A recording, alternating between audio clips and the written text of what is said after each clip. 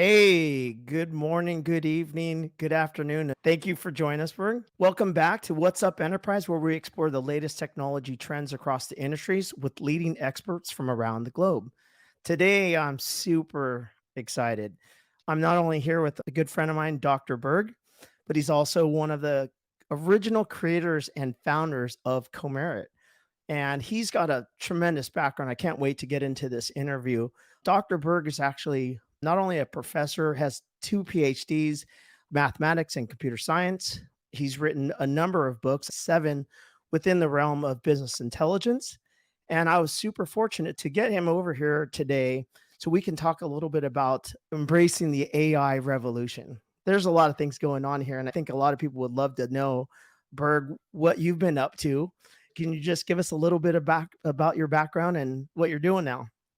Sure. I did a bachelor, master's, and worked in finance, a couple of banks, Bank of America, Bank of Hawaii, and stuff like that. And worked on data warehousing and analytics. Got a couple of doctorates, like you mentioned. Then I got a second PhD at UNC Charlotte. I was part of an analytics team and run it at VIP Consulting, Comerit. I spent 8 years working with David. And then I was a partner. I was in charge of the advanced tax analytics and innovation at PricewaterhouseCoopers, the US firm and the Mexican firm. I was in charge of that division. And now I'm a college professor. I teach machine learning and AI. And I went back and got another master's at Harvard it's called the HBAC program. That's awesome. I remember we had a really awesome program where many of your students, when you came in, you helped us create Comerit. We had the pleasure of actually bringing on many of your students who've actually gone on to become very successful in their careers here. And today, things are really happening quite rapidly within automation and AI. We briefly had a conversation about people are catching on to generative AI, but there's multiple major advancements and I think implications of the technology. So I wanted to start there and just talk about from your perspective where we're headed. Yeah, I think one of the biggest trends we've seen right now is people focus very much on the eye candy, the chat CBT, and of course, generative AI and so forth. Very interesting area. And that's where it got exposed to the masses. But a lot of work is happening behind the scenes in terms of data automation, classifications, accounting systems, optical character recognition, reading both handwritten documents, but also legacy documents, read them in to make sense of them, make them searchable and so forth. And then, of course, there's a whole slew around suggestive selling, suggestive marketing, clustering, market basket analysis. This field went from being like esoteric when I first went to grad school, being almost like a domain within decision science and statistics. And today it's kind of taken off a huge area. So when we talk about ML and AI, it is actually talking about a whole slew of fields, probably 10, 15 different fields that are moving along at warp speed. So I was really excited to get an opportunity to ask you about what you thought the role of artificial intelligence would be within organizations running SAP as their foundation. I think it's on many levels. One of the ones will be in classifications. So, for instance, just a processing of documents or doing for tax purposes or accounting documents, a lot of that stuff with codes or incorrectly correct codes in the system, that especially the manual ones, I think we're going to be able to do error corrections. Oh, interesting. Yeah, but I think what you're going to see the most is actually in the business intelligence analytic purposes. In the old days, we would go in and structure star schema, info cubes, and we would build stuff in SAP world, and then we would build typically the business objects products on top of them, and try to build flexibility and navigational item into it. Now we're getting into more logistics processing. So, for instance, I would go in and ask a question: what is the trend of our sales in the South Americas over the last 3 years in terms of this product category? Why on earth do I have to build a dashboard for it? Why shouldn't putting in that query, and it should tell me immediately what the answer is, the trend line, interpret my language, which may have been poorly formulated, like natural language processing, but also give me back when I say, okay, can you put that in a report, like ChatGPT? And I'd like to get a PowerPoint, please, with at least 3 illustrations with line graphs. So instead of me going in and calling the IT department and says, please build something for me, some of this already exists. There are tools out there from other vendors where you can get the rudimentary stuff by typing in dashboards, rudimentary by typing in a search engine question, and it pops up a graphic, a visualization.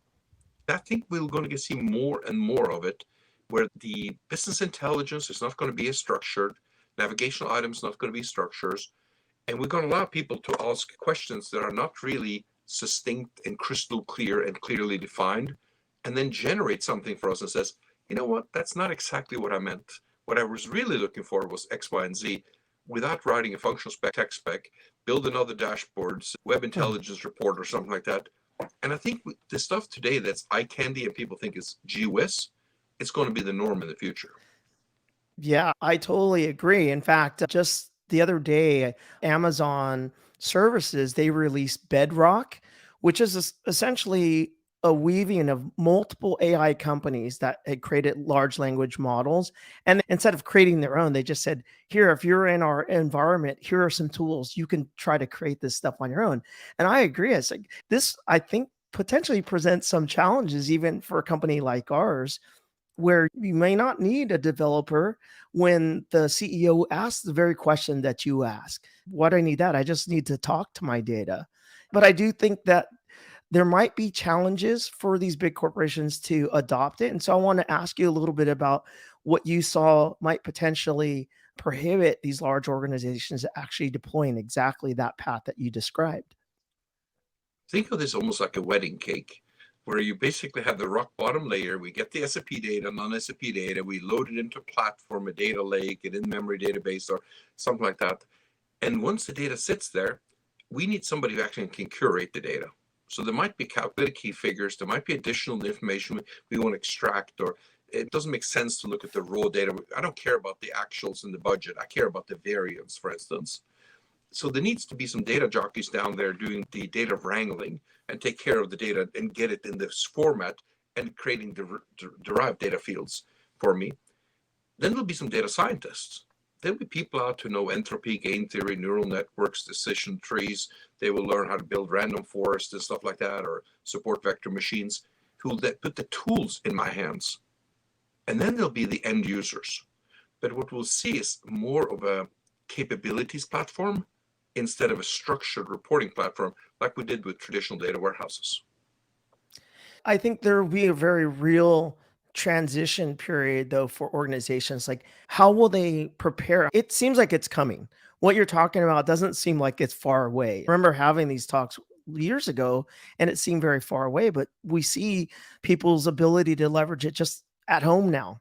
What do you think companies will need to do in order to prepare for what I think is a moment in time when .com or even when SAP was first announced in America? There will be householding. I call them like creating like regulatory report, SEC reports, balance sheet, income statements, cash flow statements, stuff like that. There'll be like householding items that you just do for good business. You'd still need to create your statements for a credit card company or account statements and accounts receivable, payable. But that is householding stuff that we do. You still have to do it. It's not going to go away. But at the same time, when it comes to the other areas, pick up a domain. Like most people tends to look at the revenue side, revenue generation, lead generation, white space generation, clustering, nearest neighbors, suggestive selling, upselling, cross-selling, coming up and finding out the market spaces you are penetrating and the ones you should be penetrating, because your customers tends to buy this product, but you got a few customers who are not buying your products. Suggestive selling, market bundling, price elasticity studies. If I was in the company in a Fortune 500, which I used to be, I'd probably pick one of those domain areas and go after maybe lead generation for cross-selling, white space. Where are we not penetrating with products? Where are we not upselling? And focusing on the revenue generation side right now. Now, there will be a time period, maybe later this year already, depending on the economic environment, where we'll be on the cost-cutting side, where we're looking for cost drivers and simplification and legal entity structures and so forth. But right now, the companies are really focusing on lead generation and trying either to recruit more customers. Like most companies don't even know the lifetime value of a customer within their own organization. So there's a lot of low-hanging fruit within this on the revenue side. And as we go into more of a constrained economic environment, we're probably going to be focusing more on the cost side afterwards and trying to drive costs. Like you saw, a lot of IT companies have laid off staff and figured out they're overloaded on staff right now compared to what they're driving. Yeah, I noticed there were some articles, just a ton of different companies unloading different people now. I think because you can automate a lot of the functionalities, a lot of the mundane tasks. And so this actually leads me to one of my next questions. As you're preparing students to enter into the workforce, what are you sharing with them? What are you teaching them? And how do you think our jobs will change? And how should we change as we move forward with this new technology? There's a gap here. So I also teach school. I teach graduate school MBA students who are studying on the data analytics tracks. And one of the things we find out that in my undergraduate, my computer science students and math students, they do a really good job at generating algorithm, understanding the data, limitations, assumption testing, and all that stuff. And they get the right answers. They do a really good job. But then it falls flat to the ground. It's Hmm. gee whiz, this is really cool that you have this Gini algorithm with the 0.2 impurity and stuff, but nobody else have any idea what the heck that means. So, I- so what you need, like forecasting, I have an alpha, beta, gamma factor of X, Y, and Z, and nobody knows what the heck that means and how can use it.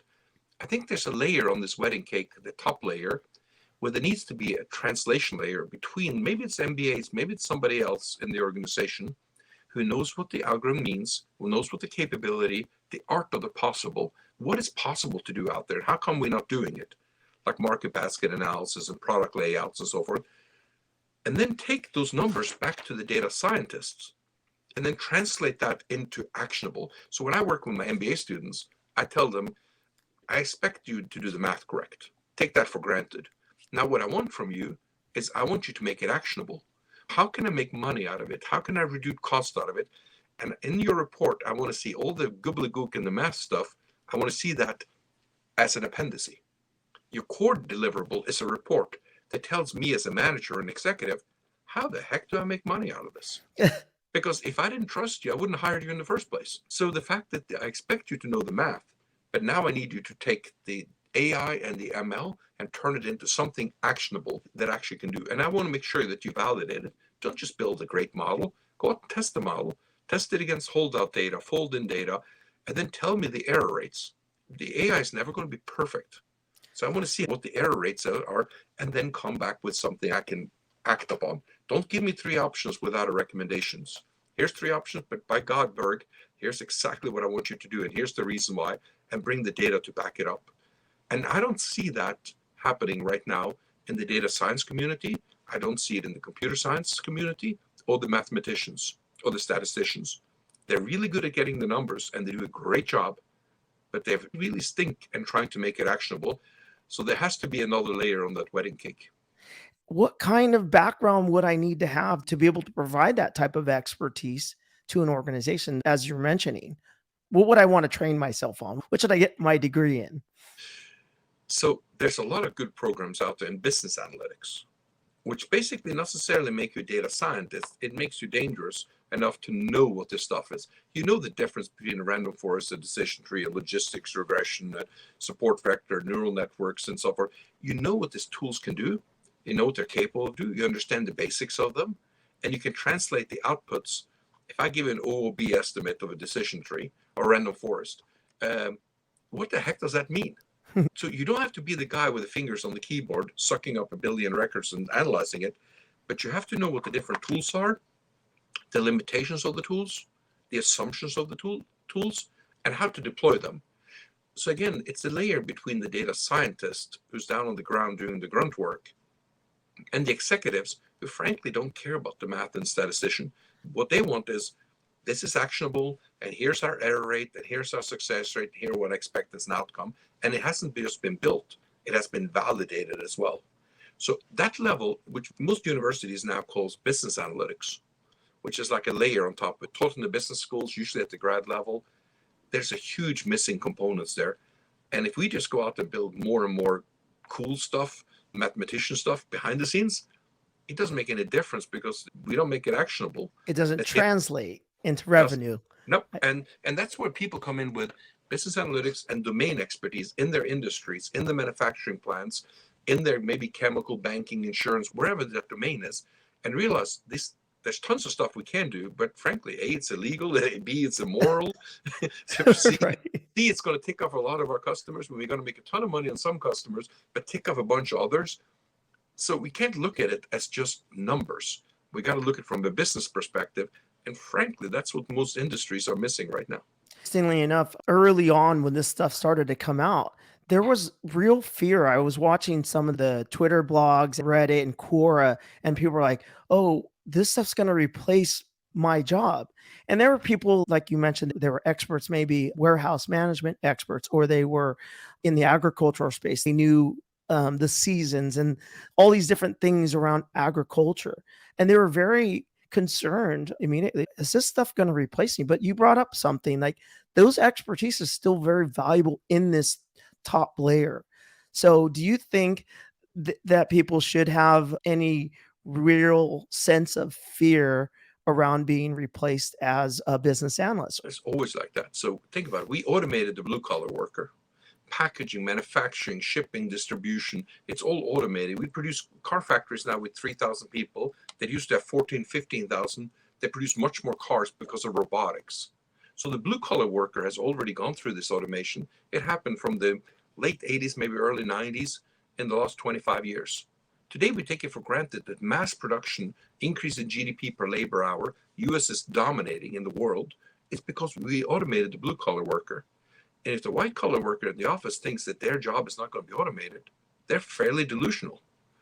It's absolutely going to be automated, especially mundane tasks, maybe accounting, householding tasks. A lot of that stuff is going to be automated. So if you're going to be around, I don't think we're going to have less jobs. We're going to have more jobs because of technology. But it's going to absolutely be different. In the old days, you went to college and you got a bachelor's degree, you went to work for a company and you worked for 40 years with that knowledge. That's not going to happen anymore. You have to upskill yourself. You got to bring something new to the table for your organization, especially in decision sciences. If you're going to sit around there watching some YouTube movies and fiddle around on the internet, that is not a lot of value add.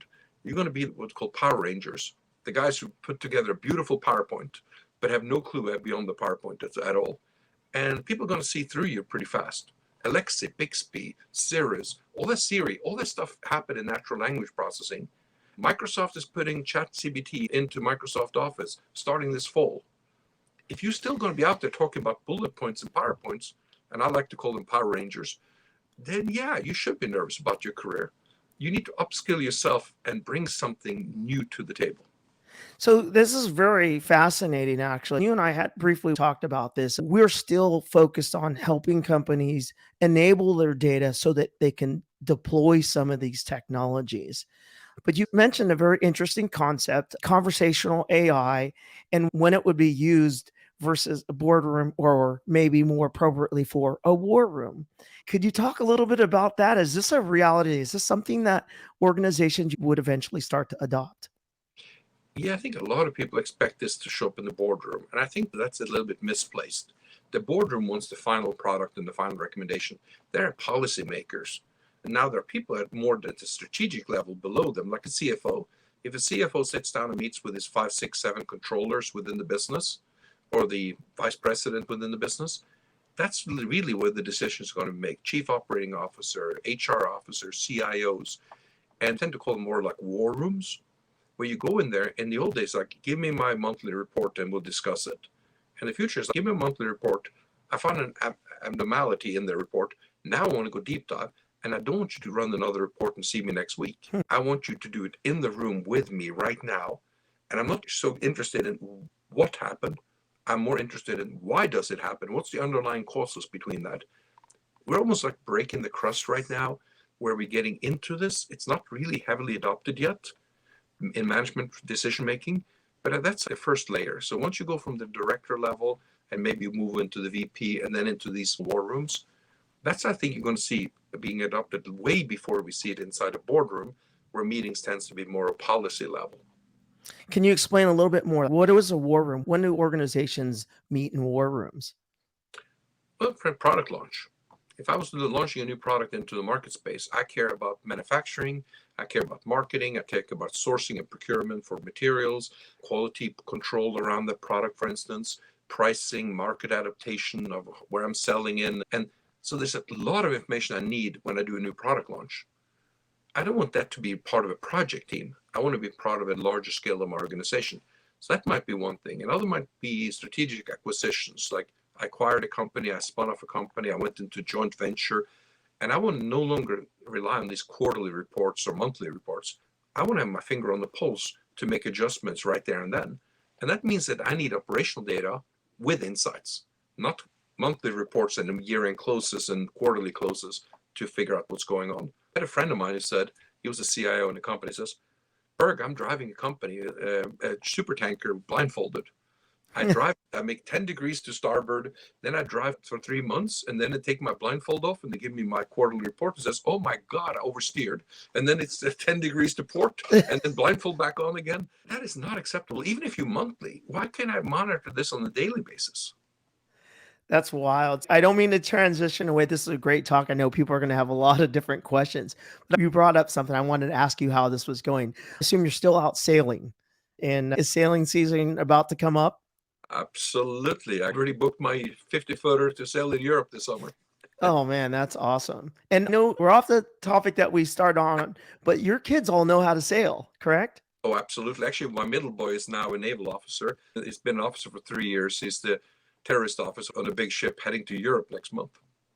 Oh man, I remember you had invited us to go. You were going around some islands. You come out on the boat, but I don't know if you remember the story of me telling you I was just out in San Francisco Bay, and I was on a smaller sailboat, but I got seasick out there, and ever since I've been a little afraid to get out there. But I'd love to try it That's some again. good news for you. Admiral Nelson, by the way, got seasick for 2-3 days every time he stepped ashore, and there's nothing you could do. And he was a fantastic sailor and a warrior. So you just find your sea legs. Once you find your sea legs after being at sea, then it goes away. Then you have no problem. Really? Yeah, and it's something that you have no control over. It's not like some people are not manly enough. The reality is that if Admiral Nelson can get seasick for a couple of days, I guess anybody can.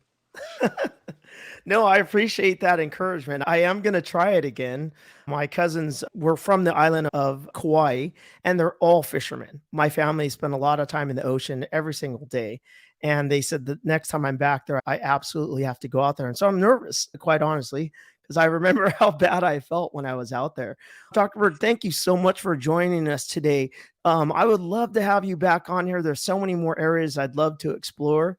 And I really appreciate you taking time out of your day to come here and talk to all of us about what you're up to now. I'm super glad. It sounds like you're right in the middle of this whole movement here, guiding our possible new employees. That sounds good. I appreciate it. Thank you.